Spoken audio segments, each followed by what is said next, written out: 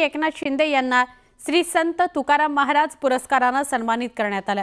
जगद्गुरू संत तुकाराम महाराजांच्या 375व्या बीज सोहळ्यानिमित्त हा विशेष पुरस्कार त्यांना प्रदान करण्यात आला। यावेळी देहू संस्थानचे विश्वस्त उपस्थित होते।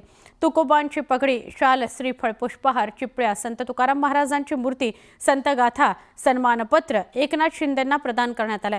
शिंदे यांनी पंढरपूर वारी दरम्यान वारकऱ्यांच्या सेवा सुविधांकरता घेतलेल्या विशेष प्रयत्नांची दखल घेऊन त्यांना हा पुरस्कार प्रदान करण्यात आला।